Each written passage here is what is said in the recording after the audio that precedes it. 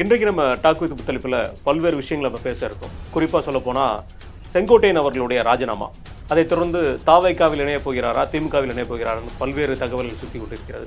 அது மட்டும் இல்லாமல் நெல்லையில் 78,000 போலி வாக்காளர்களை வாக்காளர்கள் நீக்கியிருக்காங்க. ஏடிஎம்கேவோட மாவட்ட செயலர்கள் மீட்டிங் நேற்று நடந்திருக்கு. இந்த மாதிரி பல்வேறு சுவாரஸ்யமான விஷயங்கள் இருக்குது. நம்ம இன்னைக்கு பேசணும்.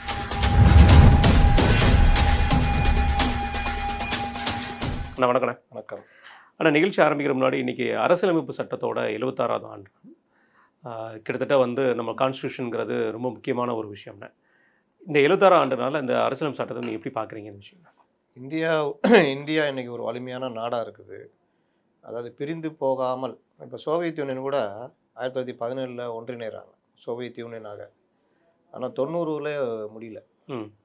17லேருந்து 90னா 20னே வச்சுட்டா கூட 73 வருஷத்துலேயே உடஞ்சி அடிசிலாக செதறிச்சு. முக்கிய அணு ஆயுதங்களை வச்சுருக்கிற உக்ரைன்கிட்ட அணு ஆயுதம் போயிடுச்சு.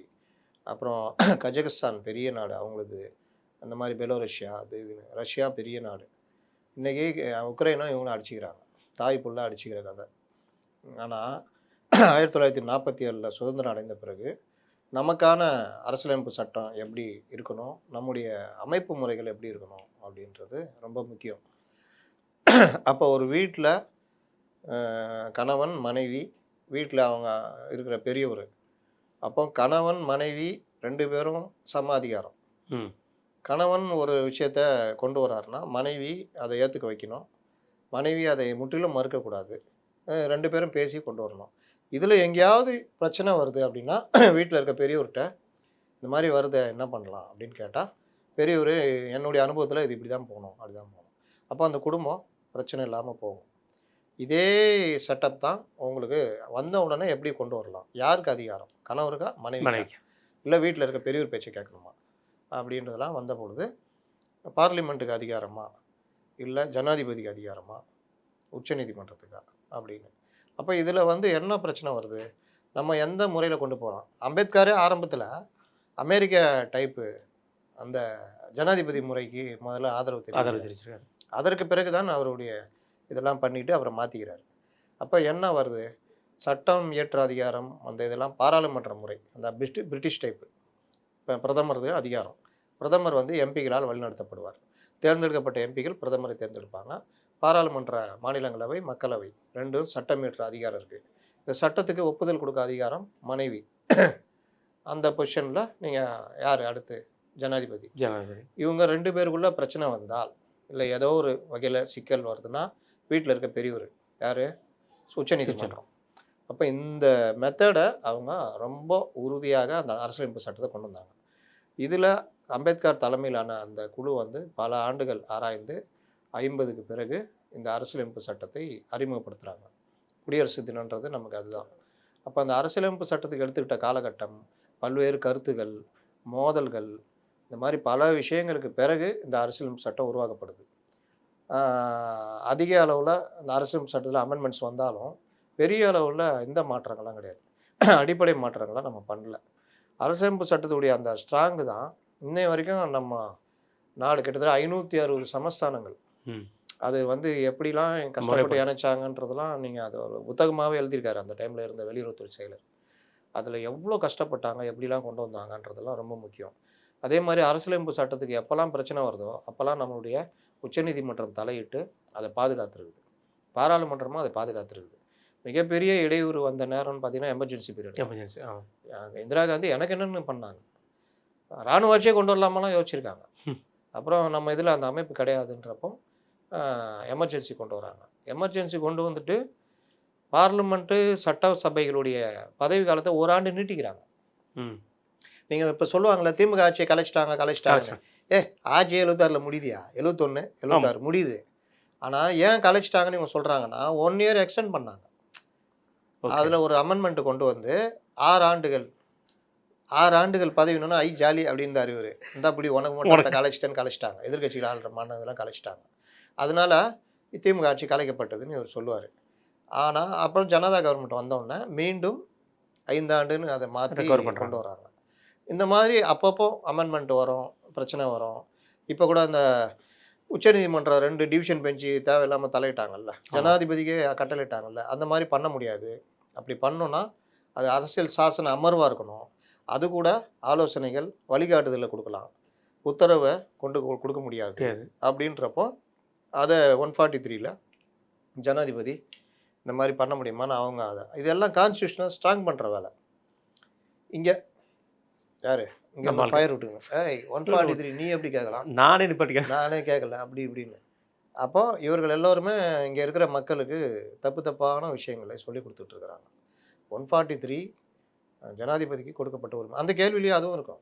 143ல் நான் எத்தனை தடவை கேட்கலாம், எப்படிலாம் கேட்கலான்னு, எத்தனை தடவைனாலும் கேட்கலாம், அது தேவையை ஒட்டி நீங்கள் கேட்கலான்னு சொல்லியிருக்கோம். அப்போ இது நான் உத்தரவா? உடனே கேட்குறவர் இது உத்தரவில்லை, இதுதான் என்ன இருக்குதுன்னு உறுதிப்படுத்தினாங்க. நீ தான் அதெல்லாம் மாற்றணும்னு நினச்சி பேசிகிட்டு இருக்கிற, இதெல்லாம் இல்லை, மாற்றம் இல்லை, இப்படி தான் அப்படின்னு உறுதிப்படுத்திட்டாங்க. அப்போ இந்த மாதிரி விவகாரங்களில் நம்முடைய அமைப்பு முறை, பார்லிமெண்ட், மாநிலங்களில் சட்டம் இயற்றுவது சட்டசபை, அதை இது பண்ணுறது கான்ஸ்டியூஷன் ஹெட்டு ஜனாதிபதி, அவருடைய ரெப்ரசன்டேட்டிவ் ஒவ்வொரு ஸ்டேட்லேயும் ஆளுநர்கள். இந்த சிஸ்டம் இதில் எங்கேயாவது பிரச்சனை வருதுன்னா நீதிமன்றம், உச்சநீதிமன்றம், மாநில நீதிமன்றம், உச்சநீதிமன்றம் தான் இறுதி. அவர்கள் சில வழிகாட்டுதலை கொடுப்பாங்க. இதில் இந்த முறை இன்னை வரைக்கும் பிரச்சனை எல்லாம் போய்கிட்டு இருக்குது. நம்ம இதில் இருந்து பிரிந்து போகும் உரிமை கிடையாது. ஆனாலும் எல்லாருக்குமான அந்த மாநில சுயாட்சி மற்ற விஷயங்கள் உண்டு. அது உங்களுக்கு கரெக்டாக போய்கிட்டு இருக்குது. நடுவில் காலிஸ்தான் தீவிரவாதம் வந்துச்சு, திராவிட நாடு கோரிக்கை வந்துச்சு, இவங்களாம் முதுகு சேர்த்தவங்க, அவங்க சும்மா உருட்டிருந்தாங்க. அப்புறம் சீனா வார் வந்தவொன்னே தூக்கி போட்டு, அன்னைக்கு தூக்கி போட்டவங்க தான் இப்போ வரைக்குமே திரும்புறதில்ல, ஐயோ வேணாம் அப்படின்னு. அதனால் இப்போ வேறு என்ன பெருசாக இது தெலுங்கானா போராட்டம் நடந்தது, மாநிலம் தனியாக பிரித்து கொடுத்துட்டாங்க. வடகிழக்கு மாநிலங்களில் இன்றைக்கும் பிரச்சனைகள்லாம் ஓடி, பீகார், ஜார்க்கண்ட் இந்த மாதிரி இன்னைக்கு கூட அந்த அம்மா சொல்லியிருக்குது, வெளியுறவுத்துறை அமைச்சர், சைனா அருணாச்சல பிரதேசம் இந்தியா உருவாக்குச்சு. அப்பப்போ ஏதாவது கல் எரிப்பாங்க, அதெல்லாம் பார்த்துக்குவாங்க. மொத்தத்தில் நமக்கு இந்த பிரச்சனைகள் இல்லை. இன்னும் சில அமெண்ட்மெண்ட்லாம் இருக்குது, சட்ட திருத்தங்கள் ஒவ்வொரு தடவை வந்திருக்குது. இதில் பெரிய இது மாநில அரசுகளை தன்னெழுச்சியாக மத்திய அரசு கலைக்கலாம்ன்ற சட்டத்துக்கு எதிரான 2003 வந்த ஜட்ஜ்மெண்ட், அது ஒரு மிகப்பெரிய ஒரு மைல்கல்னு சொல்லலாம். பாபர் மசூதி இடிச்சப்போ நாடெங்கும் வந்த பிரச்சனைகள், அதை ஒட்டி வந்தது. இந்த மாதிரி எல்லாத்தையும் கடந்து நாம் இருக்கோம். இதில் நான் குறிப்பிட வேண்டியது என்னென்னா, இதே காலகட்டத்தில் பிரிஞ்சது தான் பாகிஸ்தான். இன்னைக்கு தீவிரவாதிகளை, அதாவது மதவாத நாடாக, இப்போ இந்தியா அப்படி கிடையாது, சோசலிச மதசார்பற்ற ஒரு குடியரசு. இங்கே எல்லாம் அனைத்து மதங்களுக்கும் அனைத்து உரிமைகள் கொடுக்கப்பட்டிருக்கு. நம்முடைய அரசியலமைப்பு சட்டத்தில் தனிநபர்களுக்கு கொடுக்கப்பட்டிருக்கிற அந்த உரிமை பல தடவை மீறப்பட்டாலும் காக்கப்பட்டிருக்கு. நீங்கள் அடிப்படை உரிமைன்றது யாரும் மறுக்கவே முடியாது. இங்கே இப்போ வளரிட்டு இருக்காங்கல்ல, அரசியலமைப்பு சட்டங்கள்லாம் பேசுவாங்க, பீகார்காரன் இங்கே வர்றான், அவனுக்கு பிஜேபிக்கு ஓட்டு போடுவான், அதனால் அவனுக்கு கொடுக்கூடாதுன்னா, அரசியலமைப்பு சட்டத்தில் வாக்குரிமை எந்த கட்சிக்கு போடுவான்னு பார்த்து கொடுக்கணும்னு ஏதாவது இருக்கான்னு கேட்டால் அது பதில் சொல்ல முடியல. நம்ம பத்திரிகையாளர்களை, சார் பீகார்காரன்லாம் வந்துட்டாங்க, அவங்களாம் ஓட்டுரிமை கொடுக்கட்டும், அரசியலமைப்பு சட்டத்தில் எந்த மாநிலம் போலாம் கொடுக்கலாம். இல்லை சார், அவங்க அந்த கட்சி தான் போடுவாங்க, அதுக்கு என்ன பண்ண சொல்கிறீங்க? அந்த ஓட்டுல ஜெயிச்சிருவாங்களா? அது அப்புறம் கதை. அவன் அந்த ஓட்டுக்கு தான் போட போகிறான். ஆமாம், போட போகிறான். என்ன இப்போ அவனுக்கு கொடுக்கூடாது சட்டத்தில் இடம் இருக்கா? அப்படி பார்த்தா எல்லாருமே அவங்களுக்கு தான் போடுறாங்க. மனசை கொள்ளடிக்க பாரு. அப்போ இது அரசியலமைப்பு சட்டத்துக்கு விரோதமானது நம்முடைய கோரிக்கை அப்படின்னு. இன்னொன்று, இப்போ அந்த வாக்குரிமையை பறித்து குடியுரிமையும் பறிப்பாங்கன்றதெல்லாம் வளர்றாங்க. ஆமாம், குடியுரிமைன்றது நமக்கு எப்படி கொடுக்கப்பட்டிருக்கு? குடியுரிமைக்கு கீழே இருக்க பிரச்சனை என்ன? சிஏஏன்னா என்ன? குடியுரிமையை கொடுப்பது, பறிப்பதில்லை. ஆமாம். அப்போ நீங்கள் ஒரு 4 வருஷம் குறிப்பிட்ட வருஷம் இருந்தால் சிஏஏ. அப்போ சிஏஏ பல தடவை அறிமுகப்படுத்திருக்காங்க இந்திரா காந்தி ஆட்சியில், காங்கிரஸ் ஆட்சியில். இப்போ என்னமோ சிஏஏ ஐயோன்ற மாதிரி இவங்க பண்ணுறாங்க. அப்போ இந்த மாதிரி விவகாரம் இதில் சில பேர் மடத்தனமாக பண்ணுவாங்க. அந்த பாஜக ஆளுகிற அமைச்சர்கள், முதலமைச்சர்கள், இப்போ அஸ்ஸாம்லலாம் பார்த்தா எனக்கு என்னென்னு பண்ணதெல்லாம் நடந்தது. ஒருத்தர் கிட்டத்தட்ட இராணுவத்திலே பணிபுரிஞ்சவர் சிஏஏல அவரை தூக்கி இன்னைக்கு குடியுரிமைட்டாங்க. இதெல்லாம் ஓவர். ஒரு சட்டத்தை இப்போ டிராஃபிக்கு இப்படி தான் பண்ணணும்னு டிராஃபிக் போலீஸுக்கு பவர் கொடுத்துருக்காங்கன்னா, எனக்கு என்னென்னு வர்றவனை போட்ட 2 அடி அடிச்சா உனக்கு அடிக்கிறது உரிமை கொடுக்க கிடையாது. வயலேஷனுக்கு அபராதம் போடு, இல்லைன்னா நீ பார்த்து அறிவுரை சொல்லி அனுப்பிச்சி விடு, அவ்வளோதான். அடிக்கிறதுக்கு உனக்கு யார் உரிமை கொடுத்தது? அவன் மீறுறான், சொன்னால் கேட்க மாட்டேன், அதான் அடித்தானா, அடிக்கிறதுக்கு உனக்கு ரைட்ஸ் கொடுக்கல. இந்த மாதிரி அங்கங்கே நடக்கும். இதுதான் இவர்களுக்கு கெட்ட பேர். இப்போ அதை கொஞ்சம் மாற்றிக்கிட்டு வராங்க. அரசமைப்பு சட்டம் நான் சொல்ல வர்றது, இங்கே நமக்கு அந்த இது இருக்குது. பாகிஸ்தானில் மதவாதம், மத அரசியலாக, அதாவது இஸ்லாமிய நாடாக அறிவிச்சிட்டாங்க. அவங்க அறிவிச்சு தான் அவங்க ஆட்சி நடத்துகிறாங்க. இஸ்லாமிய நாடாக இருக்கக்கூடாதுன்னா நம்ம சொல்ல முடியாது. ஆனால் இஸ்லாமிய நாடாக இருந்து கொண்டு அரசியல் ரீதியாக இந்தியாவை அணுகுவது, அதற்கு தீவிரவாதத்தை பயன்படுத்துவது, தீவிரவாதிகளுக்கு தன்னுடைய நாட்டில் இடம் கொடுப்பது. ம். ஒரு கட்டத்தில் தீவிரவாதிகள் கையில் பிரதமர் ஜனாதிபதிலாம் போயிட்டாங்க. ம். அவர்கள் தான் அங்கே எல்லாமே இது பண்ணுறது. அதாவது மத குருக்கள் எல்லாமே இந்த மாதிரி கருத்துக்கள் இப்படி போகும்பொழுது அந்த நாட்டுடைய பிரச்சனை பெரிய அளவில் வெடிச்சு கிரே லிஸ்ட் வரைக்கும் போயிடுச்சு. இந்த உலக இது இருக்குது FATF அமைப்பு, அது இந்த தீவிரவாதத்தை வளர்க்குற நாடுகள், போதை மருந்து இது பண்ணுற நாடுகள், உலக அமைதிக்கு இதாக இருக்கிறது, உள்நாட்டு மக்களையே துன்புறுத்துகிற நாடுகள், இந்த மாதிரி அவங்களாம் FATF வந்து கிரே லிஸ்ட் வைப்போம், அப்புறம் பிளாக் லிஸ்ட்லேயும் போடுவோம். அதில் தீவிரவாதத்தை வளர்த்து மற்ற நாடுகளை அச்சுறுத்தலாக இருந்துச்சு பாகிஸ்தான் சொல்லிட்டு. அதனால் பாகிஸ்தானுடைய நிலைமை என்ன ஆச்சுன்னா, ஒரு நிலையான அரசு இல்லை, யார் அரசுன்ற தீர்மானிக்கிறதும் பிரச்சனை. ரெண்டாவது, திடீர்னு அங்கே அதிபர் முறை, ஆமாம், பிரதமரை தூக்கி தூக்கில் போட்டதெல்லாம் நடந்தது. புட்டோவை தூக்கி தூக்கில் போட்டது. திடீர்னு ராணுவ ஆட்சி வரும், மறுபடியும் ராணுவம் இது பண்ணிட்டு பிரதமர் வருவார். பிரதமர் வந்தோன்னா பிரதமர் பிடிச்சி உள்ளே போடுவாங்க. ஊழல், ரெண்டாவது இந்த தீவிரவாதம், இது எல்லாம் சேர்ந்து பாகிஸ்தான் இன்னைக்கு பெரிய வறுமையில் மாட்டிக்கிட்டு நிற்கிது. இன்னைக்கு இப்போ கூட பாருங்கள், ஒரு அரசமைப்பு சட்டத்தை இப்போ திருத்துறாங்க. திருத்தி நம்மளோட இராணுவ தளபதிக்கு எல்லா பவரும் கொடுப்பாங்க. ஏங்க இராணுவத்து கையில் பவர் போச்சுன்னா அணு ஆயுதம் அவன்கிட்ட இருக்குது. என்னைக்கு இருந்தாலும் பல விஷயங்கள் சிக்கல். இந்த அளவுக்கு, அதாவது 284 பேரில் 280 பேர்கிட்ட இதுக்கு ஆதரவு கொடுத்துருக்காங்க, இராணுவ தளபதிக்கு பவர் அப்படின்னு. உச்சநீதிமன்றத்துக்கு பவர் இல்லையா? நான் சொன்னேன்ல நம்முடைய சிஸ்டம் எப்படி இருக்கு. ஆமாம், உச்சநீதிமன்றம் முழு பவர் இருக்குது, ஆனால் முழு பவரையும் இங்கே பண்ண முடியாது. ஆனாலும் அரசமைப்பு சட்டம் பிரச்சனை எது வந்தாலும் அவங்க தலையிடுவாங்க, பண்ணுவாங்க. அங்கே உச்சநீதிமன்றம் சிவில் வழக்குகள், கிரிமினல் வழக்குகள் மட்டுமே கையாள அதிகாரமாக, அவ்வளோதான். அப்போ நாளைக்கு ஏதாவது இந்த ஜனாதிபதி இராணுவ தளபதி தான் பண்ணால் நீங்கள் உச்சநீதிமன்றம் கேள்வி கேட்க முடியாது. கேள்வியே கேட்க முடியாத இடத்துல ஒரு நாடு இருக்குதுன்னா நம்ம ட்ரம்ப் கதை தான். ட்ரம்பை கூட கேள்வி கேட்குறாங்க, என்ன அடித்தாலும் மறுபடியும் அவர் தலையெடுத்து ஆடிட்டு இருக்காரு. இந்த பிரச்சனை ஏன் அங்கே அந்த பிரச்சனை? ஜனாதிபதி நேரடியாக தேர்ந்தெடுக்க போகிறார், மாகாணங்கள் தனித்தனியாக.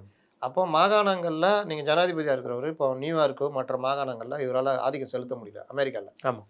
அப்போ அங்கே ஒரு மோதல் வருது. இந்த மாதிரி சிஸ்டம்லாம் இந்தியாவில் கிடையாது. அதுதான் நம்ம அம்பேத்கர்லேருந்து பலரும் நம்ம பாராட்டுறது.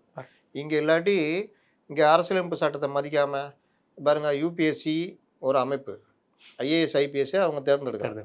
அவங்க பண்ணுற அந்த DGPயை நான் நியமிக்க மாட்டேன்னு நீ உட்காந்து ஆடிக்கிட்டு இருக்க. அது ஆடுறதுக்கும் அரசியலமைப்பு சட்டம் உனக்கு அதிகாரம் கொடுத்துருக்கு, உனக்கு உரிமை கொடுத்துருக்கு. ஆனால் அதை அந்த உரிமையை பயன்படுத்திக்கிட்டு நீ பொய் பிரச்சாரம் பண்ணிக்கிட்டு நீ பண்ணுற. இப்போ உச்சநீதிமன்றத்தில் வழக்கு வரப்போகுது, எழுதி வச்சுக்கிங்க, செம்மையாக குட்டு வாங்குவாங்க.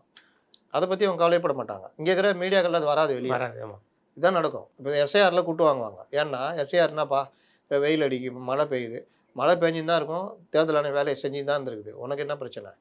அது அவங்க 6.5 கோடி பேர்ட்ட கொடுத்துட்டாங்க, வசூல் பண்ணுறாங்க. வேறு இல்லைங்க பண்டிகை காலம் அவங்க மக்கள் கொண்டாடி தான் இருப்பாங்க, வேலை நடந்தா இருக்காங்க. வேறு இல்லைங்க அறுவடை காலம்னா எல்லா டைம்லையும் அறுவடை பண்ணிருப்பாங்க, சேவெல்லாம் இருக்குது. அவங்களுடைய வேலையில் குறை இருந்தால் சொல்லு. நீ முற்றிலும் வேலையே செய்யக்கூடாதுன்னு சொல்ல முடியாது. வேலையில் ஏதாவது குறை இருக்குது, அதை கலையணும்னா நான் சொல்கிறேன், ஆர்டர் போடுறேன், இதெல்லாம் பண்ண முடியாதுன்னு SIR சொல்லிடுவாங்க.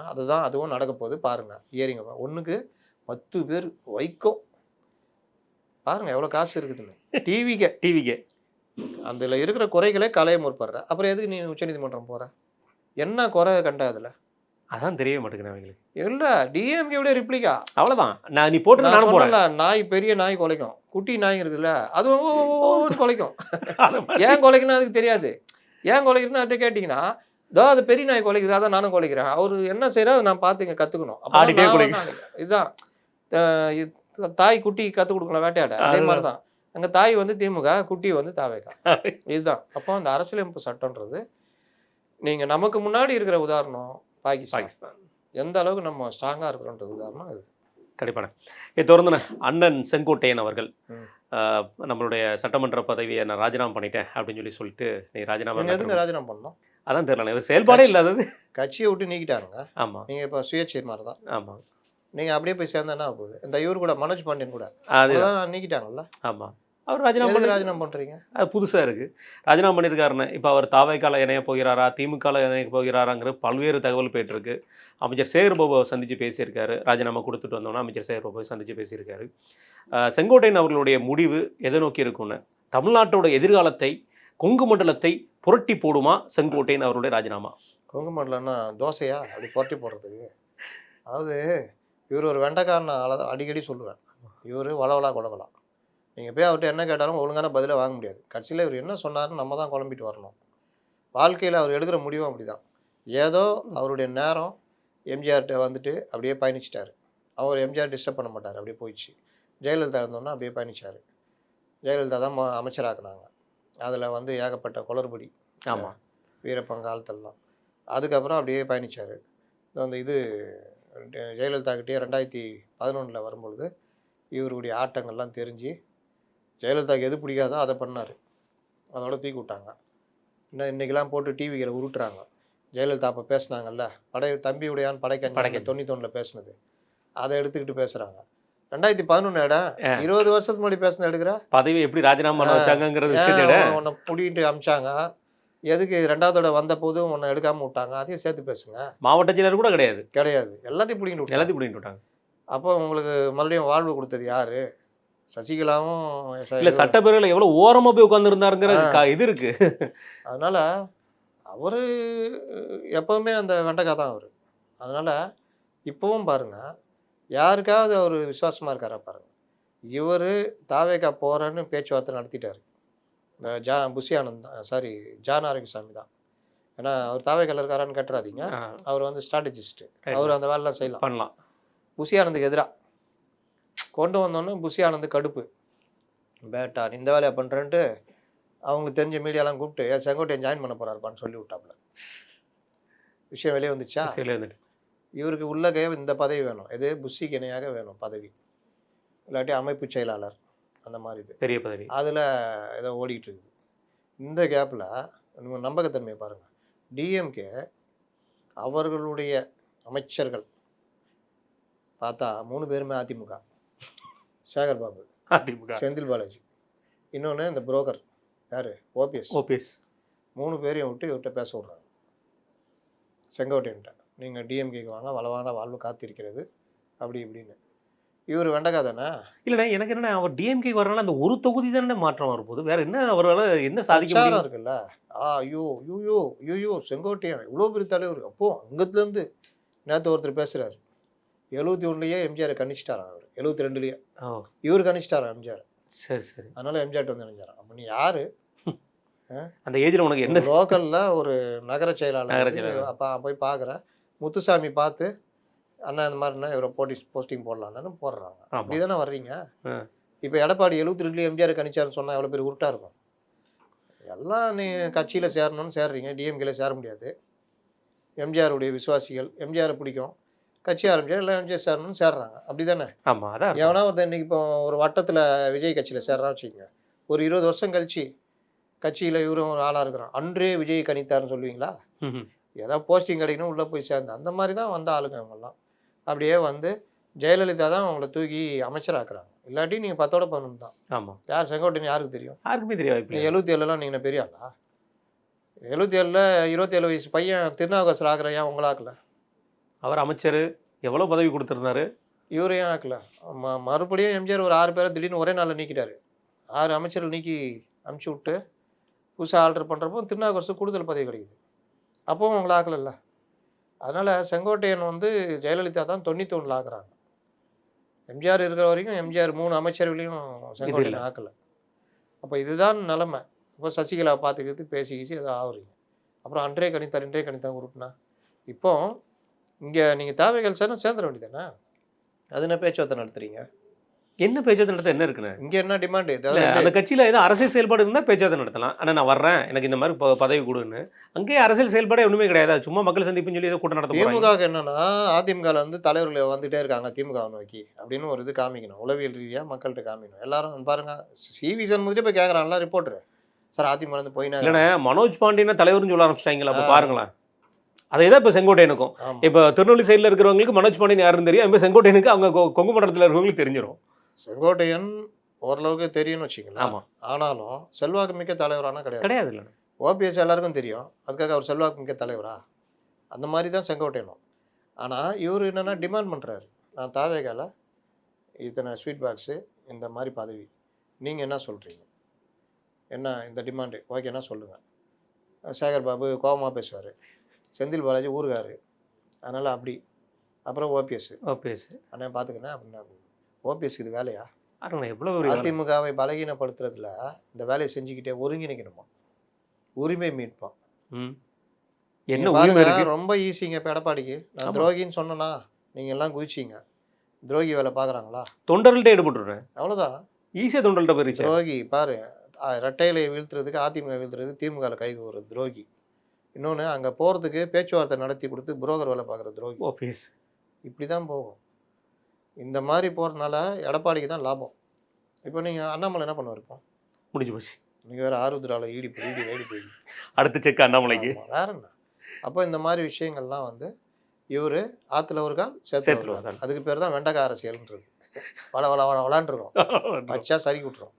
அதனால 30 வரைக்கும் அவர் முடிவு. முடிவு. சரி. திமுகவா தாவேக்காவா? தாவேகாவா? மதில் மேல் பூனை. நம்ம முதல்வர் பாரியில் சொன்னால் பூனை மேல் மூணாவது பதி. அந்த மாதிரி இருக்கு. கண்டிப்பான. இது என்ன சொல்கிறாங்க, நான் தாவேக்கால வந்து ஒரு அமைப்பு செயலர் பதவி கொடுக்க போகிறாங்க. அதாவது நம்முடைய விஜயகாந்த் அவர்களுக்கு இருக்கும்பொழுது பண்டுட்டி ராமச்சந்திரனுக்கு அவர்களுக்கு அமைப்பு செயலர் பதவி கொடுத்த மாதிரி இன்றைக்கு விஜய் அவர்களுக்கு வந்து இவர் மிகப்பெரிய ஒரு பலமாக இருப்பார் அமைப்பு செயலர் பதவி கொடுத்து அப்படிங்கிற ஒரு விஷயத்தையும் சொல்கிறாரு. அதாவது பொதுச் செயலர் புசி ஆனந்துக்கு இணையான பதவியை கொடுக்கப்படுறாங்க அப்படின்னு சொல்லி தாவேக்கால சொல்லப்படுறதா வந்து தகவல் போயிட்டுருக்கு. இவரும் அந்த பதவியை கேட்டதாகவும் தகவல் போயிட்டுருக்கு. தாவேக்கால அமைப்பு செயலர் பதவி கொடுத்தா பண்ருட்டியார் மாதிரி தேமுதிக கொண்டு வந்த மாதிரி இவர் தாவேக்கா கொண்டு வந்துருவாரா? பன்ருட்டியார் தேமுதிக பன்ருட்டியாரையே இப்போ சமீபமாக பேசலாம் பார்த்தீங்களா? ஆமாம். அதெல்லாம் பார்க்கும்போது இவங்களாம் எப்படிங்க எம்ஜிஆர் காலத்தில் இப்படி இருந்தாங்க, ஒன்றும் புரியல. சரி, ஏதோ எம்ஜிஆர் வச்சு ஓட்டியிருந்தார் போல். ஜெயலலிதா காலத்தில் எங்கே வைக்கணுமா அங்கே வச்சுருந்தாங்க. ஜெயலலிதா கண்டுபிடிச்சிருப்பாங்க ஒரு நாள்லேயே. இந்த வீட்டுலாம் எம்ஜிஆர்ட்ட வச்சு. அடுத்து இவர் நம்ம விஜயகாந்த். ஒருவேளை பன்ருட்டியார் தான் விஜயகாந்த் ஆப்ரேட் பண்ணுறாருன்னா ஏன் ஜெயலலிதா கூட சண்டை போட்டாங்க? நான் இருந்து நேராக பார்த்தேன். பன்ருட்டியாருக்கு ஒரு மரியாதை இருந்தது. அவர் ஒரு சாஃப்ட் அரசியல் பண்ணார். ஜெயலலிதா பவர்ஃபுல்லாக இருக்காங்க. ஜெயலலிதா குணம் தெரியும். நம்ம 29 எம்எல்ஏ தான், ஆனால் எதிர்கட்சி. இவங்க 23 ஒன்றும் இல்லாமல் இருக்காங்க. இதை அப்படியே தள்ளிட்டு போனால் எம்பி தேர்தலில் இப்படியே நின்றுனா பெரிய வெற்றி. 10 எம்பியாவது வாங்கிக்கலாம். இது பெஸ்ட்டு. இதை பண்ணுவோமா இல்லை சண்டை போடுவோமானா? விஜயகாந்த் இவரை மதிக்கலைல்ல, அதனால தானே சண்டை வந்தது. கடைசியில் இவர் தான் பெரிய இவர் அப்படின்னா 10-12 எம்எல்ஏக்களையும் அங்கே போகிறாங்க. அப்போ இவங்க எல்லாரையும் அடிச்சு தூக்கி சாப்பிட்டாங்க ஜெயலலிதா. ஆமாம், அதான் நடந்தது. இன்றைக்கி தாவேக்காவுக்கு திமுக என்னன்னு தெரிஞ்சிருக்கும். திமுக எப்படி என்னை தொட்டிருக்க கூடாது, உன்னை தொடுறதில்ல, உன் தலைமையிலே கால் நீ ஆளை எடுக்கிறேன்னா ரகசியமால பண்ணியிருக்கணும். ஆமாம். ஆனால் உன் கட்சியில் இருக்கிறவனே போட்டு கொடுத்துட்டான். ஒருத்தர் எப்படி இருக்கானு போட்டு கொடுத்தோன்னே விஷயம் வெளியே வந்தோன்னே என்ன ஸ்பீடாக ஒர்க் பண்ணுறாங்க. சொல்ல முடியாது, நாளைக்கு திமுக இணைஞ்சிருவார். செங்கோட்டையன் அதில் வைக்கப்பட மாட்டார். அப்போ எங்கே போய் மௌஞ்சி வச்சுக்கிங்க? நீங்கள் ஃபயர் விட்டுக்கிட்டு இருக்காங்க. இல்லை, நான் 11 மணிக்கு நாளைக்கு 11 மணிக்கு நம்ம உங்களை சந்திச்சு பேசுகிறேன் அப்படின்னு சொல்லியிருக்காரு. பத்திரிகையாளர்கள் எல்லாம் சந்திச்சு நாளைக்கு காலைல ஆரம்பிப்பார் பாருங்க. ஆரம்பிச்சு முடியும் 1977 அப்படி பார்ப்பாரு. முதல்வர் எம்ஜிஆர் முதல்வர் முடியுது அப்படின்வாரு. முடியாது மத்தியானம் ஆகிடும். கட்சியில் அவன் அப்படியே மண்டை காஞ்சி போவோம்.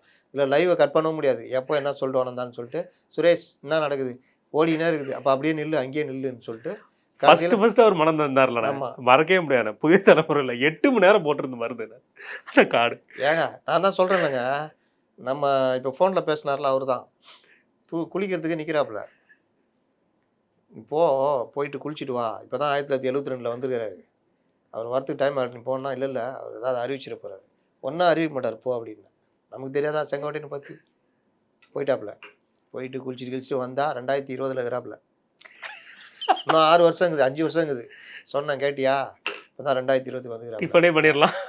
அதுக்கப்புறம் நாங்கள் ரெடி ஆகிட்டு ஒரு ஃபங்க்ஷன் போனோம். நின்றுங்கன்னு வெயிட் பண்ணினேக்கிறோம். இவரு 22 23 வந்து நேர்கிறாரு. கட்சியில் ஒன்றுமே இல்லைங்க. நான் 10 நாள் ஏங்க சொல்லி தொலைங்க. யாரங்க ஒருங்கிணைக்க போகிறீங்க? அது அவருக்கு தெரியும். எடப்பாடி அண்ணனுக்கு தான் தெரியும். அப்போ நீங்கள் எதுக்கு வந்துருக்கீங்க? எல்லோரையும் ஒருங்கிணைக்க. அட கர்மாந்திரமே, இதுக்காக 1 மணி நேரம் நாங்கள் உட்காந்து லைவ் பண்ணியிருந்தோம். போயின்னு சொல்லி போய் தொலைஞ்சாங்க. அவ்வளோதான். 10 நாள் கெடு. 10 நாள் பொறுத்து நான் எங்கே கெடு வச்சேன்? நீங்களா சொல்லிக்கிட்டீங்கன்ட்டாப்புல. அப்போ அதான் நடக்கும். கேட்டாங்க வச்சிங்க, நான் எங்கே தாவேக்க போகிறேன் அவங்கள்ட்ட சொன்னா, நீங்களா முடிவு பண்ணினா நான் திமுக போகிறேன்னு தான் சொன்னேன். அது கூட உங்கள்கிட்ட சொன்னா ஜாயின் பண்ணிட்டு சொல்லலான்னு இருந்தேன். அவ்வளோதான். நாளைக்கு அதான் சொல்லுவார். 1977 முதல்வர் அதிமுக வந்த பொழுது 91 புரட்சி தலைவி அம்மா அவர்கள் முடிகிறது அப்படியே பண்ணிட்டு. அதனால் இவர் ஒன்றுக்கும் இல்லை, அதிகபட்சமாக அந்த தொகுதியில் வெற்றி வாய்ப்பை தீர்மானிக்கக்கூடியவராக இருப்பார். அதனால தான் போய் தொலைன்னு விட்டாங்க. இன்னொன்று, இவர் வெளியே வர்றதுக்கான காரணமே நியாயமான யாராவது எதுக்குப்பா வெளியே வந்துன்னு கேளுங்க, பதில் சொல்ல தெரியாது, ஒன்றுமே இருக்காது. நீங்களா வந்து கட்சிக்கு எதிராக பேட்டி கொடுத்தீங்க, வாய் கொடுத்து மாட்டீங்க, பதவியை பறிச்சுட்டு தான் விட்டாங்க, வேற எதுவும் பண்ணல. ஆனால் அங்கே போயிட்டு 3 பேர் கட்சியில் நீக்கப்பட்டவங்களோட சேர்ந்து சுற்றினால தான் அவங்கள தூக்கி விட்டாங்க. அதுக்கப்புறம் என்ன? அதனால் இவர் வந்து நம்பகமான மனிதர் இல்லை அப்படின்றது தாவேகாக்கு புரியும். ஒருவேளை தாவேகா இப்போ அவரை சேர்த்துக்கிட்டாலும், அதான் எனக்கு கேள்வியாக வந்துச்சுண்ணே. தாவேகா ஒருவேளை அவரை சேர்த்துக்கிட்டாப்புல, அமைப்பு செயலர் பதவியும் கொடுத்துட்டாப்புல, புசி ஆனந்த் அவர்களுக்கு ஈக்குவலான ஒரு பதவியும் கொடுத்துட்டாப்புல, எந்த மாதிரியான செயல்பாடுகள் வந்து புசி ஆனந்த் ஈக்குவலாக பதவி வாங்கிட்டு ஒருத்தர் உட்காந்தார்ல, பெரிய செல்வந்தர், என்னாரு பாவனே குனிப்பா அப்படின்னு அப்படியே குனிஞ்சே வா, உன் ஹைட்டுக்கு நான்லாம் நிமிந்தெல்லாம் பார்த்து இப்போ கூட பேசிட்டு இருக்காரு, குனிஞ்சு தான் வரணும் நீ என்கிட்ட, புரியுதா? தம்பிங்க எல்லாம் ராகுலே கார் வச்சுக்கிறியா, அண்ணனை கூப்பிட்டு போய் அவர் ஆஃபீஸில் விட்டுரு, அவ்வளோதான். இதுதான் புஷிக்கே மீறி விஜய் ஒன்றும் பண்ண முடியாது. அப்போ புஷி கிட்ட தான் எல்லாமே இருக்குது, கட்சியே இருக்குது, போட்ட ஆளுங்க எல்லாம் புஷி ஆளுங்க தான். நீ யார் வேணா வா, அப்பேற்பட்ட ஆதவ அர்ஜுனாவியா எல்லாம் அமைக்க வச்சுக்கிறோம். வேறு யார் தம்பி சிடிஆர் அண்ணா ஒன்றை வச்சு தான் நான் வந்தேன், அப்படியே இருப்பா, எப்போவாது பேச சொன்னால் பேசு, ரொம்பலாம் பேசக்கூடாது. 10 நிமிஷம் மேலே பேசுனா தலைவர் என்ன கூப்பிட்டு சொல்லிக்கிறாரு, அப்புறம் தலைவர் கோவத்துக்கு ஆளாவாது, புரிதா தம்பி? அப்புறம் தம்பி அருண்ராஜ் நல்லா இங்கிலீஷ் பேசுகிற, அப்படியே போயிட்டு NDTV சொல்ல வாய்ப்பு இருக்குமா, எனக்கு புரியாத வரைக்கும் பிரச்சனை இல்லை, எனக்கு புரிஞ்சுச்சுன்னா தம்பி நீ என்ன வேணா பேசிக்க, நல்லா பேசுறது கேட்கும் போதே நல்லா இருக்குது தம்பி, அப்படியே பேசின்னு சுற்றின்ட்டு. வேற யாரு? ராஜ்மோகன், உனக்கு தான் மைக்கு அதிகமாக கொடுக்குறேன், நீ தலைவரை வந்து முத்துன்ற, சொத்துன்ற, அறிவுன்ற, 3 எழுத்துன்ற, அப்படியே பேசினா அப்படியே இருப்பா. வேற யாருப்பா? இவர் செங்கோட்டையன் அமைப்பு செயலாளரா, அண்ணா வாங்கண்ணே, உங்களை தான் நான் எதிர்பார்த்தேன், அப்படி உட்கார வைப்பாங்க. 4 நாள் விஜய் இவர் போவார், விஜய் பார்ப்பார், பேசுவார். 5ஆவது நாள் விஜய் கூப்பிடுவார் புஷியை, நான் ஏன் இவரை பார்க்கணுன்னு கேட்பாரு. சரியான கேள்வியாக இருக்கும். ஏன்னா இவர் அரவருக்கு பதில் தான் அடுத்த வார்த்தை பேசுகிறார், நானும் அதே டைப். 2 பேரும் ஒருத்தர் முடிஞ்ச ஒருத்தர் பார்த்துன்னு. இந்த பிக் பாஸில் இந்த திவாகரம் வினோத் 2 பேர் இருந்தாங்க, பத்துன்னு பார்த்துன்னு இருப்பாங்களா, சேம் அதே கேரக்டர் தான். இவங்க போய் அங்கே போய் உக்காந்துருவாரு செங்கோட்டையன், நினைச்சு பாருங்க, மூலிகத்தை ஜாடி மாங்களா. விஜய் கதை தெரியும்ல. ஆமா, நம்ம இவர் KS சார் கூட சொன்னாரு, தம்பி 1/2 மணி நேரம் பேசுறேன், கம்முன்னு பார்த்துன்னே இருக்காப்புல, சிட்டி கதை கேட்குற மாதிரி. இந்த அசிஸ்டண்ட்டை சொல்லுவானே, சார் ஒரு சீன் வைக்கிறோம் சார், எடுத்தோன்னே கார் வேகமாக வருது சார், கம்முன்னு கேட்கணும், சொல்லி தொலை அப்படின்னு. அந்த மாதிரி சொல்ல கம்முன்னு கேட்டுக்கிறது, பொறுமையாக கேட்டு அப்பவும் டைரி எடுத்து குறிச்சிக்கு வரோம். மறுநாள் புதுசாக பார்ப்பாராம். நம்ம நாளை ஒரு சிட்டிங் எதுக்கு பேசுகிறோன்னா, நீ இவ்வளோ டெப்த்தா, நாளைக்கு அதுலேருந்து ஏதாவது டெவலப்மெண்ட் இருக்கும், நாளைக்கும் புதுசாகவே ஆரம்பித்தா அன்னைக்கு காலைல 6 மணிக்கு நான் என்ன பண்ணுறது? அதனால் அவர் நொந்து நூலாயிட்டார் அவர் KS. பல கருப்பியாக சொல்லவே வேணாம். ஆமாம், ஜெயந்தி நடராஜன் என்ன பண்ணாங்க தெரியுமா? மேடம் வாங்க, உங்களை தான் தலைவர் இப்போ தான் உங்களை பற்றி பேசியிருந்தாரு, உட்காருங்க மேடம், நம்ம இது பண்ணலாம், அவ்வளோதான். 2 ஹவர் யாரும் சீண்ட மாட்டாங்க. மேடம் அவர் வந்து இது நீங்கள் வந்து தலைவர் இப்போ தான் வருத்தப்பட்டார் உங்களை சந்திக்க முடியலன்னு, நீங்கள் வந்து என்ன செய்றீங்க, புதன்கிழமை வாங்க மேடம், புதன்கிழமை மேடம் இன்னைக்கு தான் தலைவர் உங்கள்கிட்ட பற்றி பேசியிருந்தாரு, ஆனால் வர்றேன்னு சொன்னார், வரல மேடம், தலைவரை திட்டேன் மேடம். சரி அப்போ அடுத்த வெள்ளிக்கிழமை மேடம், நம்ம இப்படியா அழகழிச்சு அவங்க எவ்வளோ பெரிய ஆள் ஆகும். முன்னாள் மத்திய அமைச்சர்லானே, டெல்லியில் அவங்களுக்கு சோர்ஸ் என்ன சோர்ஸ் போடாங்க வையாங்களான்னு போயிட்டாங்க. அது இவர் ஜாலி போயிட்டு வாங்க, யாரையும் திட்டல, யாரு கூடயும் சண்டை போடல, இப்படியே காலி பண்ணியாச்சு காளியம்மாள் எல்லாம். இப்போ செங்கோட்டையன் வந்தால் சரி, வந்த புதுசுக்கு தலைவர் 2 பேரும் உட்காந்து பார்த்துட்டு இருப்பாங்க, சங்கீத ஸ்வரங்கள் இந்த பாட்டை போட்டு அப்படியே பார்த்துக்கிட்டே இருப்பாங்க. அப்புறம் வரட்டுங்களா, வரட்டும் போயிட்டு வாங்க. 3ஆவது நாளில் விஜய் கூப்பிடுவார், அவர் எதுக்கு வராரு, அவர்கிட்ட பேசுறது என்ன இருக்குது, 77ன்றாரு.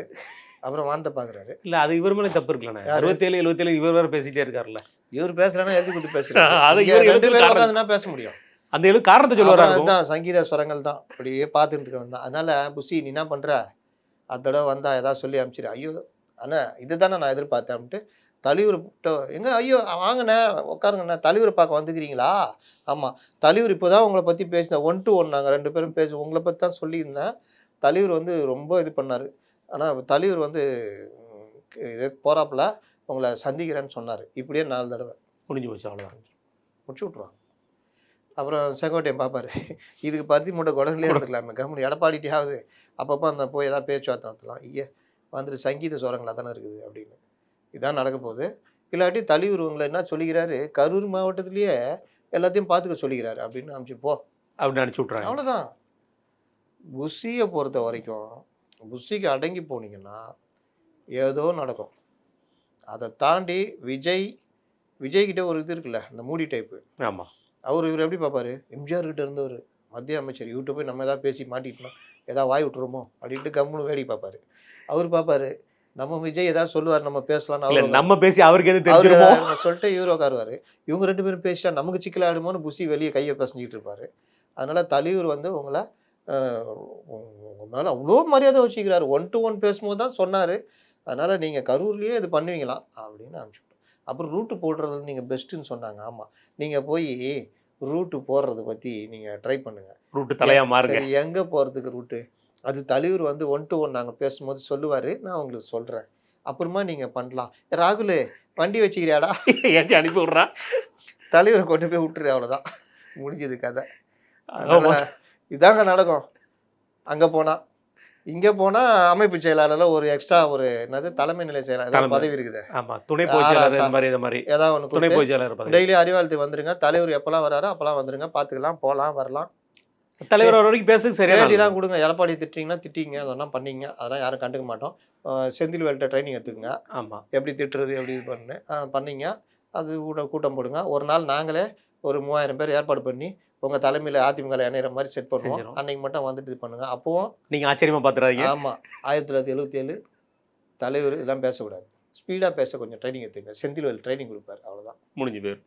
கண்டிப்பான. இதை தொடர்ந்து அதிமுகவோட மாவட்ட செயலாளர் கூட்டம் நேற்று நடந்திருக்கேன். பல்வேறு விஷயங்களை பொதுச் செயலாளர் எடப்பாடியார் அவர்கள் பேசியிருக்காங்க. அது மெகா கூட்டணி அமையும், கொஞ்சம் வெயிட் பண்ணுங்கள், எதை பற்றி நீங்கள் இது பண்ண வேண்டாம், கட்சி வேலையை பாருங்கள். எஸ்ஏஆர் விஷயத்தில் திமுக பல்வேறு குற்றச்சாட்டு திமுக மேலே இருந்துகிட்டே இருக்குது, படிவங்களாம் வாங்கி வச்சுருக்கிறாங்க, நீங்கள் அந்த விஷயங்களை கரெக்டாக பாருங்கள். இன்னும் நம்மளுடைய ஐடி விங்லேருந்து எல்லாத்தையுமே ஆக்டிவ் பண்ண சொல்லியிருக்காரு. அந்த பொதுக்குழு அந்த மாவட்ட செயலர் கூட்டத்தில் என்ன நடந்திருக்கு? மெயினாக எஸ்ஏஆர் பற்றி தான் பேசியிருக்காங்க. வாக்காளர்கள் போலி வாக்காளர்கள் நீக்குவது, ப்ளஸ்ஸு நம்முடைய வாக்காளர்களில் அந்த படிவங்கள்லாம் கொடுத்து நீக்காமல் இருக்க பார்க்குறது, எஸ்ஏஆரில் இருக்கிற பிரச்சனைகள், அதில் என்னென்ன நாலேஜ் இம்ப்ரூவ் பண்ணுறது, இந்த மாதிரி விஷயங்கள், ப்ளஸ்ஸு மற்ற இது மெயினாக விஜய் ஓபிஎஸ் உட்பட யாரையும் அடிக்க வேணாம், பார்த்துக்கலாம். விஜய் இப்போ வரைக்குமே விஜய் உள்ளே வர்றதுக்கான வாய்ப்புகள் இருக்குது அப்படின்றது இருக்கிறதுனால விஜயெல்லாம் போட்டு ஏறிலாம் அடிக்க வேணாம், பார்த்துக்கலாம் அப்படின்ற மாதிரி இதாக இருக்குது. அதனால் அதிமுகவை பொறுத்த வரைக்கும் விஜய் தாவேக்கா வரவும் செய்யலாம், ஜனவரி எண்டு வரைக்குமே பேச்சுவார்த்தைகள் போகவும் வரும். அதனால் விஜய் தொட வேண்டாம், இன்னும் மேலே போய் ஓபிஎஸ்ஐ கூட தொட வேண்டாம்ன்ற லெவல் தான், சாஃப்ட் கார்னர் தான், ஓபிஎஸ் எல்லாம் போட்டு மிதிக்க வேணாம் அப்படின்னு. அதனால் ஒருவேளை என்டிஏ பேசி பீகார் மாதிரி ஒரு இது கொண்டு வந்தாங்கன்னா வரதுக்கு டிடிவி கொண்டு வரதுக்கு வாய்ப்பு இருக்குது. அதனால் இதுதான் இது நிலமை. எஸ்ஏஆரில் கவனம் செலுத்துகிறாங்க, ப்ளஸ்ஸு ஐடி விங் சொன்ன மாதிரி ஐடி விங் இன்னும் கொஞ்சம் ஸ்ட்ராங் பண்ணணும் அப்படின்னு இந்த மாணவர் அணிலாம் போட்டிருக்காங்க. மாணவர் அணியில் கொஞ்சம் இளைஞர்கள் போட்டிருக்காங்க. அதெல்லாம் ஒரு பக்கம் மீட்டிங் மாவட்ட சிங்கை அவர் மீட்டிங் நடத்திட்டு நம்ம இது நேற்று பார்த்துருக்காரு அவர், எடப்பாடி அந்த மாநில நிர்வாகிகள்லாம் கூப்பிட்டு வச்சு பார்த்து கொஞ்சம் அறிவுரைலாம் சொல்லி அமைச்சிருக்காரு. அதனால் அந்த ஒரு விஷயங்களில் போகுது. அதிமுகவை பொறுத்த வரைக்கும் மெகா கூட்டணின்றது உறுதியாக இருக்காங்க. அதில் இதை விட உறுதி பாஜக. அதனால் இவர் நேற்று பாமக ஜிகே மணி வேறு டெல்லி போயிருக்காரு, அமித்ஷா சந்திச்சதா தகவல் சொல்கிறாங்களே. கூப்பிட்டு நைனாவை ஒன்றா இருக்க சொல்லணும், பகையை மறந்து நான் வேணா கைப்பிடிச்சி விடுவா, இந்த வேலையை பண்ணணுமா, மூஞ்சி எப்படி திருப்பிங்க, அவர் வேணா மூஞ்சி திருப்பிட்டா 2 பேர் கையும் சேர்த்து வைக்கிறோம், சேர்ந்து ஒன்றா இருங்க, நீங்கள் ஏங்க அது பண்ணுறீங்கன்ற மாதிரி இருக்கும். அதுக்கு போயிருக்கலாம். அது ஒன்று. அண்ணாமலையை ஆஃப் பண்ணுற வேலையை டெல்லி ஆரம்பிச்சிருக்காங்க. ப்ளஸ்ஸு இப்போது ஒன்றும் இல்லைங்க, எடப்பாடி அண்ணாமலை தன்னுடைய இதை ஈகோவை விட்டுட்டு பண்ணார்னா ஏடிஎம்கேக்கு இன்னும் ஸ்ட்ராங்காக இருக்கும். ஏன்னா அண்ணாமலை மாதிரி ஆட்களை அடித்தா அந்த அடி வேறு அடி. அப்போ அண்ணாமலை அதிமுகவுக்கு இந்த ஈகோவெல்லாம் விட்டுட்டு பண்ணார்னா ஒரே நோக்கம் டிஎம்கே காலி பண்ணுறதுனா அது வேறு மாதிரி. இல்லை தாவேகா தனியாக தாவேகா ஆட்சி காலி பண்ணுறோம்ல, அந்த மாதிரி அதான் அண்ணாமலை. அப்போ அண்ணாமலை பேசுகிற இதுக்கு அண்ணாமலையை கொண்டு வரதுக்கான இதுவும் பண்ணிகிட்டு இருக்கிறாங்க. சாம பேதம் தானம் தண்டம், சாம பேதம் சொல்லியாச்சு, அதுமாரி தான தண்டம் தான். அது அண்ணாமலைக்கு புரியும்னு நினைக்கிறேன். இப்போ இது ஒன்று. இந்த மாதிரி விஷயங்களில் பிஜேபி சின்ன கட்சியாக இருந்தாலும் உள்ளே கொண்டு வரதுக்கான வேலையை பண்ணுறாங்க. இது ஒரு மெகா கூட்டணி அமையும். சொல்ல முடியாது. விசிகாவை கூட திட்டக்கூடாதுன்ற அளவுக்கு இன்னைக்கு முடிவெடுத்து வச்சுருக்காங்க. ஓ, பட் அண்ணன் போக மாட்டார் அண்ணன்.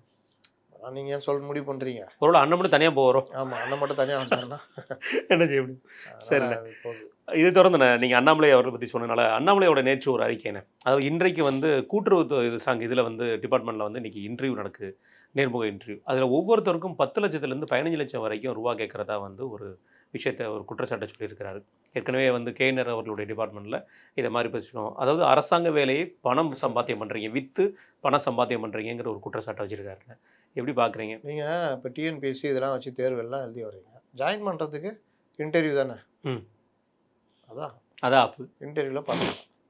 அப்போ இன்டர்வியூலையும் ஒரு கரெக்ட் பண்ணுற மெத்தடை பிடிஆர் மாதிரி யாராவது ஒருத்தர் வந்து அதையும் சரி பண்ணால் நல்லாயிருக்கும். இல்லாவிட்டால் அது வரைக்கும் அது நடக்க தான் செய்யும், ஒன்றுமே செய்ய முடியாது. இப்போ கூட ஒரு இது வந்துச்சுல்ல, இன்டர்வியூ நடத்தாமல் எதுவும் நடத்தாமல் நேராக எடுத்தது, நேராக வேலை எடுத்து போட்டிருக்காங்க. 880 வந்துச்சு. எவ்வளோ கோடி அது? 2500 பணியிடம். ஆமாம், 2500 பணியிடங்களுக்கு 888 கோடி. 888 கோடினாங்க. ஆனால் அது கம்மி, 25லேருந்து 30 லட்சம். அந்த பிரச்சனை இருக்குல்ல, இடி இது இன்னும் இருக்குது. அதனால் இது எல்லாமே நினச்சிட்டு இருக்கிறாங்க.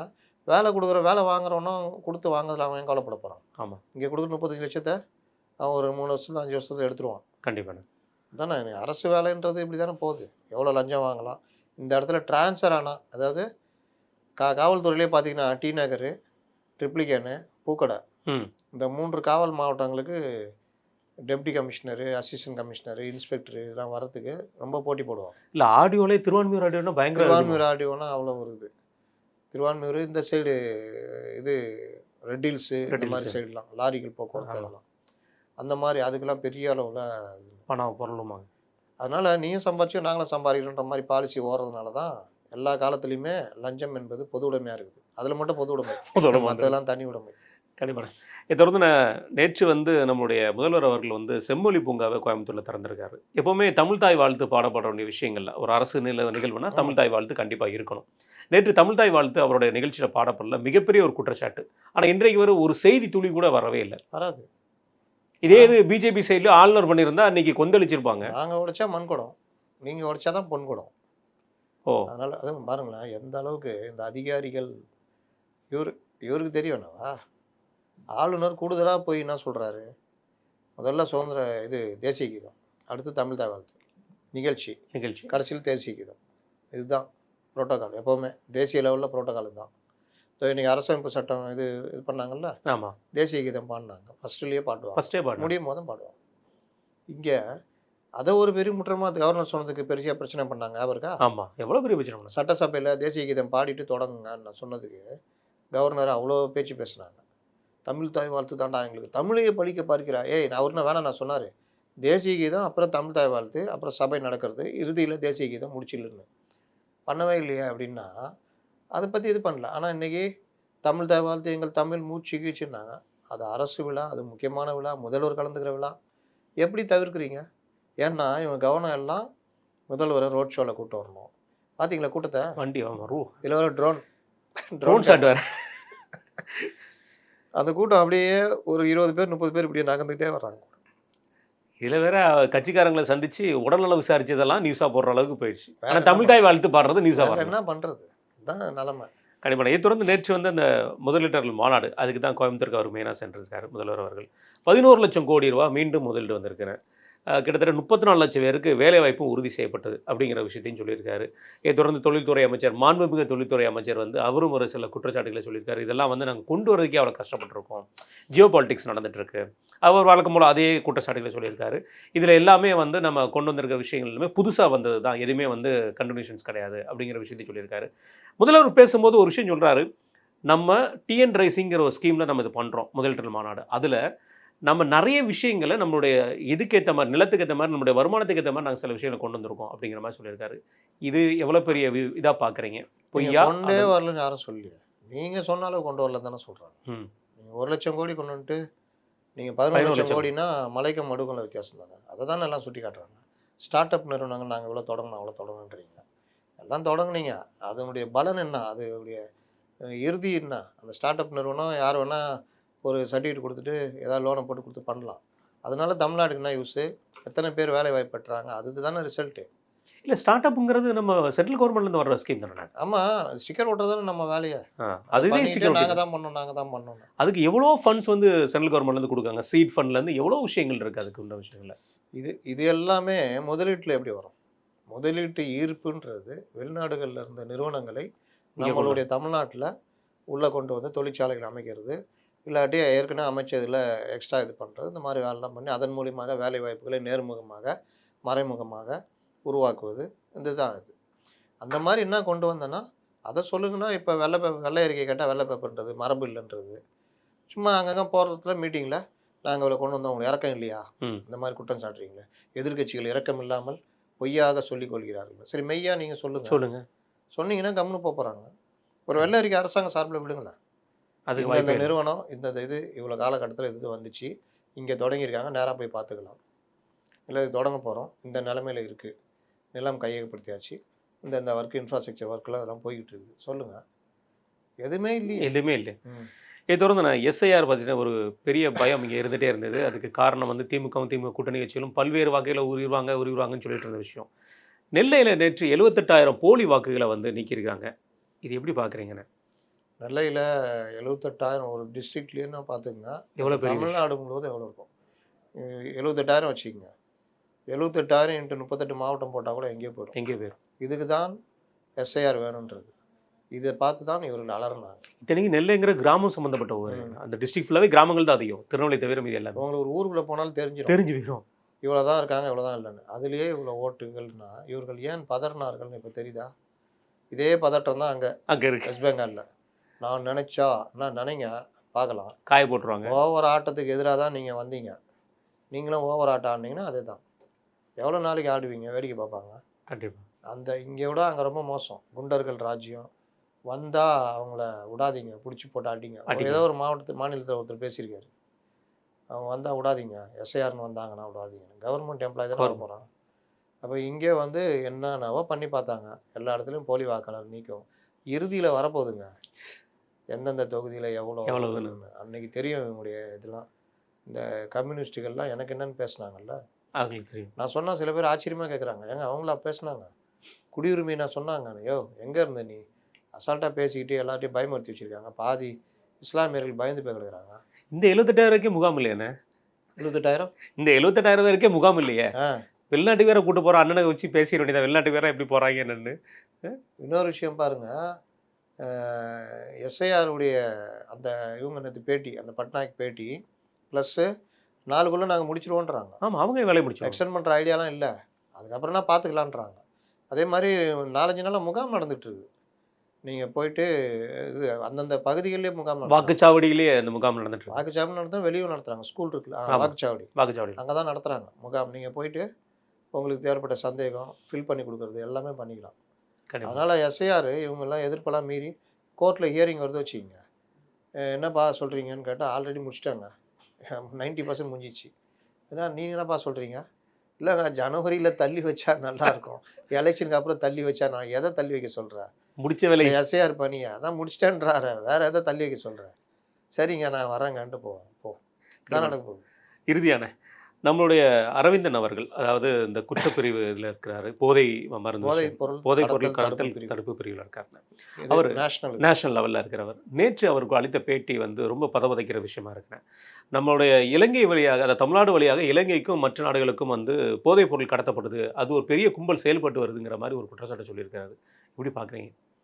போதைப் பொருள் நடமாட்டம், ஏன்னா இவங்க சொல்கிறதெல்லாம் குஜராத்துன்னு சொல்லிட்டு இருந்த இடத்துல இன்றைக்கு பார்த்தா தமிழ்நாட்டில் இருந்தே அதை பயன்படுத்துகிறாங்கிற விஷயம் வந்து 2021 நீங்கள் ராஜ்பவனுடைய இது ட்விட்டர் ஐடி போனீங்கன்னா பின் பண்ணி வச்சுருப்பாங்க. கவர்னர் வந்து டைம்ஸ் ஆஃப் இந்தியாவில் கொடுத்த பேட்டியில் ஹப்பாக மாறிட்டு வருதுன்னு கொடுத்துருப்பாரு. தமிழ்நாடு போதைப் பொருளுடைய ஹப்பா மாறுது. அன்றைக்கி குதின்னு குதிச்சாங்க. அப்போல்லாம் நாங்களாம் பேசியிருக்கோம் அது எப்படி அந்த அளவுக்கு. இந்தியாவுக்குள்ளே போதைப்பொருள் நடமாட்டன்றது ஆப்கானிஸ்தான், பாகிஸ்தான், இந்த சைடு வந்து சைனாக்குள்ளேருந்து, மெயினாக பர்மா இதுக்குள்ளேருந்து, இந்த 2 சைட்லேயும் தான் இப்படி உள்ளே வருது. இப்படி வர்றது கடல் மார்க்கமாக கராச்சியிலேருந்து நம்ம சூரத்து, மகாராஷ்டிரா இது இப்படி வருது. இன்னும் சில இது அரபிக்கடலில் நடுவுலையே மாற்றி எடுத்து விளிஞ்சல் ப்ளஸ்ஸு இந்தியா தமிழ்நாட்டுக்குள்ளே இப்படி கொண்டு வராங்க. அரபிக்கடல், இந்து மகாசமுத்திரம் இப்படி வராங்க. கடல் மார்க்கமாக வருது, நில மார்க்கமாக ட்ரோன் மூலியமாக, ட்ரோனில் வச்சு எல்லை தாண்டி போட்டுறது. இந்த இது இல்லாமல் ஊடுருவல் மூலியமாக போதை மருந்து கடத்தல், மெயினாக மெத்தப்பட்டேன். இல்லாட்டி அது தயாரிக்கிற சூடோபிட்ரினை தான் நம்மால் தயாரித்து இங்கேருந்து ஏற்றுமதி பண்ணார். நீங்களாம் என்னடா, நான் தான்டா என்ன சொல்லுவாங்க, ஸ்டார்ட் அப் நிறுவனம் வச்சு சூடோபிட்ரின் தயாரித்து அமுச்சு விட்டார். இங்கேருந்து போய் நிற்குது. அப்புறமா தான் அங்கேருந்து கண்டுபிடிக்கிறாங்க அமெரிக்காவில், ஆஸ்திரேலியாலாம். ஏய், உங்கள் நாட்டில் ஒருத்தன் தயாரித்து அமுச்சுன்னுக்கிறான். அது பெருங்குடியில் வச்சுருக்கேன், பெருங்குடியில் வச்சுக்கிறான், திருச்சியில் வச்சுக்கிறான், பார்த்துக்கிடாங்க. அதுக்கப்புறம் பிடிச்சி இது பண்ணாங்க. இப்போது இந்த மாதிரி வர்றது, உள்ளுக்குள்ளே வர்றது, கப்பலில் வரும்போது பிடிக்கிறது தான். சூரத்துலலாம் பெரிய அளவில் பிடிச்சாங்க. இது எல்லாமே நடந்துருக்குது. இந்த மாதிரி வர்றது வந்து உள்ளுக்குள்ளே யார், ஐடி நிறுவனங்கள். இன்றைக்கி யங்ஸ்டர்ஸு அதிகமாக இந்த குளோபலைசேஷனுக்கு பிறகு சாஃப்ட்வேர் நிறுவனங்கள் மற்றெல்லாம் வந்த பிறகு சாதாரண கிராமத்தில் இருக்கிறவன், எளிய நிலையில் இருக்கிறவங்களாம் ஒரு பெரிய நல்ல சம்பளத்தில் வந்து உட்காந்துடுறான். அப்போ வரும்பொழுது அவனுக்கு வாழ்க்கையை எப்படி வாழணும்னு தெரியல. இந்த நிறுவனங்களை என்ன கற்றுக் கொடுக்குதுன்னா, நீ பயங்கரமாக வேலை செஞ்சுட்டேன், நாள் பூரா வண்டி இருப்பான், பார வேலை செய்வான், வண்டி ஓட்டுவான், கஷ்டப்படுவான். அவரு ரிலாக்ஸ் எடுக்க முடியாது சனி ஞாயிறு. ஆனால் அவன் தான் உண்மையிலேயே இது. அவனுக்கு என்ன சொல்லி கொடுத்துக்கிறாங்கன்னா, உடம்பு ரொம்ப வலி, அதனால தான் குடிக்கிறேன், இப்படி தான் ஆரம்பிப்பான். அப்புறம் குடித்து அதனால் இயங்க முடியாமல் போயிடுவான். இவங்களுக்குலாம் என்னென்னா மென்டல் ஸ்ட்ரெஸ், பூரா ஸ்ட்ரெஸ்ஸு. அதனால் ஃப்ரெஷ்ஷப் பண்ணிக்கணும். எங்கே போய் பப்பில் போய் ஆடி ஃபுல்லாக குடித்து கின்னுன்னு மண்டை ஏறி உளுந்து வாரி மறுநாள் ஃபுல்லாக தூங்கி வாழ்க்கையை தொலைக்கிறது. அதுலேயே ஹேங் ஓவர் ஆகி திங்கக்கிழமை வேலைக்கு போக முடியாமல் இப்படிலாம் ஆகி, இதில் பெண்கள் நிலைமை சொல்ல தேவையில்லை. கேள்வியே. நீங்கள் பல பெண்கள் வாழ்க்கை எப்படி சீரழிதுன்னா இப்படி தான் போகிறது. போதை முடிஞ்சோடனே கூட்டு போயிடுவானுங்க, முடிச்சு விட்டு அமுச்சு விட்ருவானுங்க. இப்படி தான். அந்த ஈசன் படம் பார்த்தீங்களா, அதே இது ஒரு டீமு இயங்கிக்கிட்டே இருக்கும். ஏன்னா பெண்களோட போனால் இலவசம். அப்போ வர பெண்கள் எதாவது கூப்பிட்டு போகிறது, மாத்திரையை ஒன்று போட்டு விட்டால் முடிஞ்சிச்சு, என்ன நடக்குதுன்னே தெரியாது. இந்த மாதிரி வாழ்க்கையை தொலைச்சிக்கிட்டு அப்புறம் வாழ்க்கையை வாழ்வதற்கே அப்படின்னு லிவிங் டுகெதரு இதுன்னு இதெல்லாம் கேட்டால் பூமர்ன்றது. முடிச்சுட்டு வந்து பூமர்கிட்ட தான் நிற்பாங்க. ஆனால் இந்த மாதிரி எனக்கு எடுத்துட்டாப்புல, என் வாழ்க்கை போச்சு, குழந்தை உண்டாகிறேன் அதுன்னு. அப்போவே சொன்னோம்மா, கேட்டியான்னா அது இல்லை. அதனால் இன்றைக்கி என்னென்னா, ஆணாதிக்கத்துக்கு எதிராக நான் இருக்கிறேன் அப்படின்னா போதை மருந்து பயன்படுத்துறதும் அதில் ஒரு பார்ட்டுன்ற மாதிரி ஆயிடுச்சு. உண்மையான பெண்ணியவாதிகள் ஆணாதிக்கத்துக்கு எதிராக இருக்குதுன்னா அது வேற, பெண் உரிமை பேசுறதுலாம் வேற. ஆனால் இது வந்து கொஞ்சம் பேர் தப்பாக புரிஞ்சுக்கிட்டு ஜீன்ஸ் போடுறது, சீட்டு பிடிக்கிறது, பப்புக்கு போகிறது, சரக்கு அடிக்கிறது. ஆண்கள் நீ குவார்டர் அடிக்கிறியா, நான் ஆஃப் அடிக்கிறேன், இதில் வந்து நான் வந்து என்னுடைய இதை நிலநாட்டுறேன்றாங்க. அது தப்பான இது. பலராவது சொல்லியாச்சு, யாரும் கேட்குற மாதிரி இல்லை. அப்போ இந்த கும்பல் போதை பழக்கத்துக்குள்ளே நீங்கள் போயிட்டீங்க வச்சுக்கோங்க, அதில் எந்த போதை நல்ல போதை நோக்கி தான் நகருவீங்க. அடுத்தது டெய்லி நீங்கள் பப்புக்கு வாரத்தில் 2 நாள் பப்புக்கு போகிறீங்க, அதுக்கப்புறம் வீக் டேஸ்லேயும் போக ஆரம்பிங்க. சும்மா கேஷ்னலாக போயிட்டு வரலாம் அப்படின்னு போகிறீங்க அப்படின்னா குவார்டர் அடிக்கிறீங்க, பீர் அடிக்கிறீங்க, அப்புறம் பிராண்டி விஸ்கி, அதுக்கப்புறம் என்னையா இதாக மாட்டேங்குது, ஒரு உளுண்டு மாத்திரை சும்மா போட்டால வேறு லெவலில் இருக்குதுன்னா போட்டேன். மெத்தை பொறுத்த வரைக்கும் ஒன்ஸு நீங்கள் லைட்டாக நீங்கள் கன்சியூம் பண்ணிட்டீங்கன்னா நீங்கள் அதுக்கப்புறம் அதை விட்டு நீங்கள் போகவே மாட்டீங்க. அதனால தான் தமிழ்நாட்டை மெத்து சீரழிக்குது. ரெண்டாவது கீழ் லெவலில் இருக்கிறவங்களுக்கு கஞ்சாவும் மெத்து சீரழிக்குது. இது கிடைக்காதவங்க என்ன பண்ணுறாங்கன்னா, வலி நிவாரணி மாத்திரை இருக்குல்ல, அதை மெடிக்கல் ஷாப்பில் வாங்கி அதை இது பண்ணுறாங்க. இல்லாட்டி இருமல் மருந்து இருக்குல்ல, இருமல் மருந்து ஒரு மருந்து ஃபுல்லாக சாப்பிட்டா ஒரு மாதிரி போதை இருக்கும், நுரையீரலாம் அப்படியே அரிச்சிடும். அதுக்கு வாங்கி அடிக்ட் ஆகி ஒரு நாளைக்கு 2-3 இதுன்னு அடிக்கிறவங்களாம் இருக்கிறான். அதனால தான் இருமல் மருந்துலாம் கூட பெரிய கட்டுப்பாடுலாம் இருக்குது, கொண்டு வந்திருக்காங்க. இது வலி நிவாரணி மாத்திரை, இந்த மாதிரி ஒரு இது. இந்த வலி நிவாரணி மாத்திரை இதெல்லாம் தூளாக்கி கரைச்சி அதை சிரிஞ்சு மூலிமா ஏற்றுற இதுவும் இருக்குது. எய்ட்ஸ் பேஷண்ட்டுங்க இதனால் தமிழ்நாட்டில் 60% மேலே அதிகரிச்சிருக்காங்க. இளைஞர்கள், மாணவர்கள் ஆய்வில் சொன்ன வார்த்தை. ஆமாம். அப்போ தமிழ்நாடு எந்த அளவுக்கு சீரழின்ற பார்த்தா யாருக்கும் கவலை இல்லை. நீங்கள் மற்ற எந்த பிஸ்னஸ் பண்ணாலும் இந்த அளவுக்கு காசு பார்க்க முடியாது. அதனால தான் திரையுலகம் இருக்கிறவன், திரையுலகத்தினருக்கு இந்த இது சப்ளை பண்ணுறவங்கலாம் பார்த்தீங்கன்னா பெரிய ஆளாக இருக்கிறான். போதை பிடியில் தான் திரையுலகம் இருக்குது. இப்போ இவன் என்ன படம் எடுப்பான், போதையை பற்றி தான் எடுப்பான். அவனுக்கு அது ஒரு மேட்டரே கிடையாது. நீங்கள் குடிக்கிறவன்ட்ட போயிட்டு இதை பாருங்க, அவன் வந்து ஒரே குடிச்சிட்டே இருக்கான்னா அவனுக்கு அது பெருசாக தெரியாது. விடுங்க, சந்தோஷம் தானே குடிக்கிறான், யார் தான் குடிக்கல அப்படின்னுவான். ஒருத்தன் குடிக்காதவன் கொஞ்சம் இதுவாக இருக்கிறவன்ட்ட சொன்னீங்கன்னா அவன் கேட்பான், ஏன்டா அப்படி பண்ணுறேன்னு அவனை கேட்பான். அப்போ திரையுலகினரே இந்த மெத்து, கஞ்சா, உலர் கஞ்சான்னு ஒன்று இருக்குது. அது வெளிநாட்டிலேருந்து வரும், தாய்லாந்து மற்ற நாடுகள்லேருந்து. விலை ஜாஸ்தி, சும்மா கொஞ்சம் எடுத்துட்டாலும் பயங்கர போதையாக இருக்கும். அந்த உலர் கஞ்சா கடத்துறதும் பெரிய தொழிலாக இன்றைக்கி இருக்குது. அது நேரடியாக வந்த சிக்கல்னு திருச்சி அது இதுன்னு. இதை வந்து ரொம்ப சாமர்த்தியமாக ஒரு தடவை இவர் பிடிச்சாரு, நம்ம வடக்கு மண்டல ஐஜி அஸ்ராக்காருக்கு. இங்கே வந்தால் சிக்கல்னு திருச்சி கொண்டு போயிட்டானுங்க. திருச்சியிலேருந்து இறக்குமதி பண்ணி கார் மூலிமா கொண்டு வரானுங்க. சத்யம் தேட்டர்கிட்ட ஒரு ஹோட்டல், தேட்டர் வேலை செய்கிற ஒருத்தன் எல்லாம் வந்து சப்ளை பண்ணி இது பண்ணுறாங்க. அங்கே போயிட்டு இவங்க அந்த இது வாங்குறவங்க மாதிரி இது பண்ணி பிடிச்சாங்க. பெரிய டீம் அது, பெரிய டீம். உலர் கஞ்சா அவ்வளோ பெரிய இது, மெத்து அவ்வளோ பெரிய இது. இது இல்லாமல் கொஞ்சம் ஹை லெவல்னா ஹெராயின், கொக்கைன் ஹெராயின் கடத்துனீங்கன்னா அவங்க கதை முடிஞ்சுது. சும்மா ஒரு 100 கிராம் வச்சுருந்தாலும் கதை முடிஞ்சுது. கொக்கைன் ஹெராயின் வந்து ரொம்ப ஹை லெவலில் வெளிநாடுகள்லேருந்து இங்கே கொண்டு வந்து பண்ணுறாங்க. இது எல்லாத்தையும் பற்றி தான் அரவிந்தன் பேசியிருக்காரு. இந்த மாதிரி வர்ற பணம் இருக்க தீவிரவாதிகளுக்கு ஹவாலா மூலிமா ட்ரான்ஸ்ஃபர் பண்ணுறாங்க, ஆயுதங்கள் வாங்குறதுக்கு பயன்படுது. அந்த ஆயுதங்களை வச்சு நம்மளை தாக்கிறதுக்கு இந்த மாதிரி இருக்குது. அதனால தான் இது எல்லாமே மணி லாண்ட்ரி கீழே வருது, பிஎம்எல் ஆக்ட் கீழே வருது. அப்போது இந்த போதைப்பொருள் கடத்தல் தடுப்பு பிரிவும் இடியுமே இணைஞ்சி இந்த விவகாரத்தில் செயல்படுவாங்க. அப்போ இவர்கள் எவ்வளோ டேஞ்சரானவங்க, இந்த நாட்டுக்கு எவ்வளோ எதிரானவங்கன்னு பார்த்துக்குங்க. இவனுங்க இந்த பணத்தில் அபரிதமாக வர பணத்தை வச்சு தான், அதை வச்சுக்கிட்டு இருக்க முடியாதுல்ல, அதை ஒயிட் ஆகிறது தான் படம் எடுக்கிறது. படம் எடுத்து இந்த படம் பாரு அந்த படம் பாருன்றது. பல பினாமிகள் இருப்பாங்க, இவர்கள் அப்படியே வருவாங்க போவாங்க. இதுதான் இன்னைக்கு போகுது. இதுக்கு யார் பின்னணியில் இருக்காங்க என்ன இருக்காங்கன்னு நம்மளாம் பார்த்துட்டு தான் இருக்கிறோம். கண்டிப்பாக தான் போகுது. இதில் யார் தேவையோ அவங்களே வச்சுக்குவாங்க. அரசு அதிகாரிகளா, காவல்துறையா, கொஞ்சம் இது பண்ணால் அதெல்லாம் சரி. நன்றி நேரத்துக்கு.